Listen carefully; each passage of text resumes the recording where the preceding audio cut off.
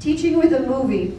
This is a wonderful example that a teacher made of a movie of this little girl learning how to relax her body using the book When My Worries Get Too Big. Oops.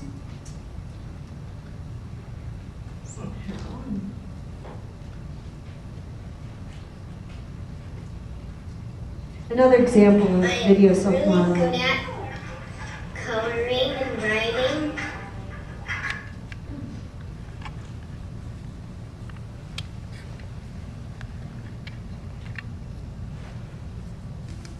When I think about my favorite things, I feel relaxed or one or too much.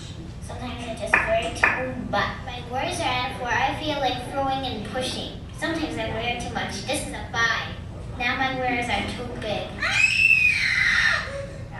But I can fight back. First I can squeeze my hands together.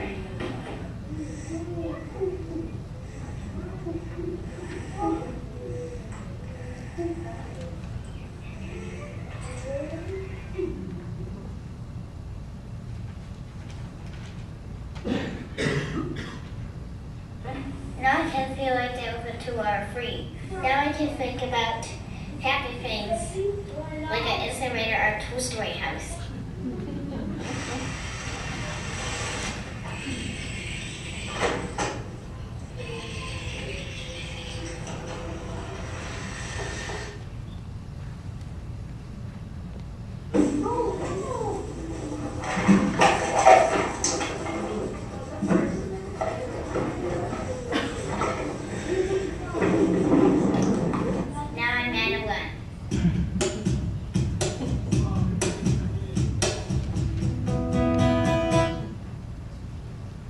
Okay. As I said, individual sports, oftentimes kids on the spectrum aren't that good at team sports, understanding other people's perspective in a team sport, or feel put off by the competitive nature of it. So looking at individual sports, it's still really important to get those kids' bodies moving. And if that doesn't happen in their PE class or adaptive PE class, then that can also be infused into social skills training class. Add Tai Chi, introduce them to archery or just the nature of walking alone and how that helps. Okay, I'm going to let Dan wrap this up by talking about the things that caused him anxiety when he was growing up, what his anxiety looked like, what it felt like, and what kinds of activities and supports were most helpful for him.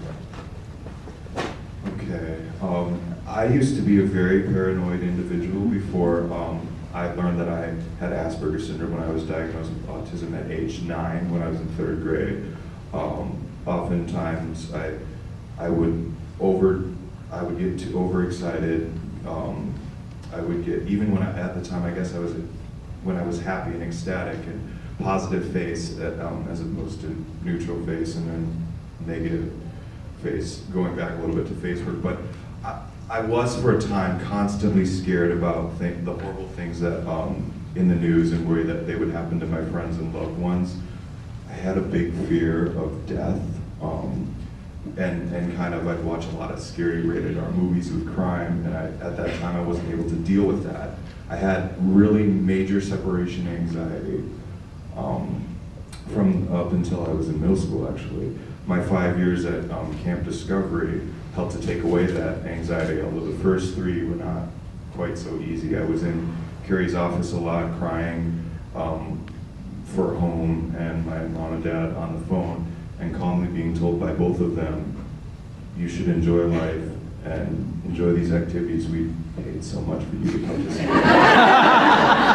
So stop blubbering, and there was a lot of blubbering. Playing my Game Boy in quiet hours in the cabin really helped after the chores were done.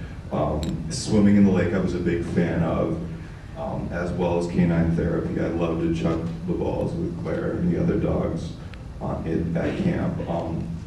In school, some of the sensory tools that really helped me relax were sensory putty, the swing. I remember doing push-ups on these big bouncy balls, and there was trampolines, and then there was beanbags, and it just felt so good on some days to plop right down on one of them. In theater, one of the most relaxing approaches that I've really enjoyed, and I rarely get the chance to do it, is something called the guided visualization. And it's where the instructor, the teacher, has the pupils, has the students lie down on the ground in total stillness and complete darkness. And he kind of takes them on a journey, like whether they're in the Amazon jungle or they're explorers in this wild adventure, and they're all being told, okay, you're slowly being absorbed by the sand. You've just been chased by a tiger. It's coming towards you, but then you're in a safe spot, and you're on the beach. And just relax. And that did wonders for me. And I think it's done wonders and must continue to do wonders in special education settings, from students at the daycare stage all the way up to the young adult stage. My only major concern really though is just this is maybe me being a little bit picky, but is the asking of questions. Young children especially really like to ask questions, specificity. Like, okay, so we're in the jungle. Well, where is the jungle? South America or Africa? And you might have another kid go, shh, shut up, Dan. And then you have more tension. And asking them to save their questions for the end of the exercise, in my opinion, and this is just me, it wouldn't be very effective because little kids, young kids tend to, I guess, sometimes not, forget info easily. Maybe it's short-term memory, but there are some areas that need work, but overall I think it's a great approach. Going back from the 5 years I was at Camp Discovery, from 2005 to 2009, I learned so much about the broad variety of autism spectrum disorders, and I met so many good friends, and I observed the behavior kind of my peers. Camp taught me to become a much more calm, a much less tense person. It also helped me grow out of my deep attachment to home, and I don't mean that at all in a negative sense. What I mean is that for my own good, it was a chance to kind of explore the beauty of this really peaceful setting for a week in the summer, in the late summer, in late June or early July. I had the chance to explore the beauty of nature with other kids who learned exactly like I did, and we would have moments of laughter in the cabins. I think from year to year, some of that homesickness was hard to fight back, but from year to year I began to appreciate the location much more. Lake George is really beautiful. I recommend you all, if you have not been up there, go visit. It's a great place. And Courage North altogether.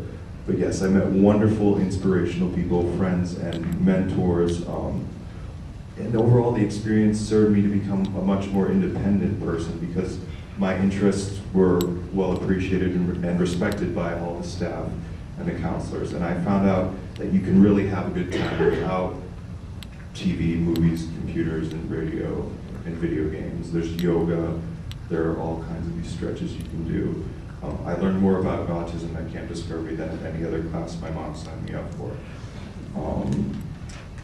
Basically, just, it's been a long journey. And I would recommend that more of these types of relaxation approaches were implemented in public school and even private school settings, and in the therapy sessions in private insurance companies. And that's, you can go onto my website for more political information, as Kari said, about the bills in the state legislature right now. House File 181 and Senate File 314. The push for the mandate for all Minnesota families to get coverage for autism. That the therapy, the intensive therapy, whether it's intensive or not, that their children deserve. But that's all I have to say about that. I'm wrapping it up. You are, Kari. All right, well, thank you very much. We gave you 3 stars, so I'm feeling pretty good. And I hope that we gave you some good ideas, and thank you for coming.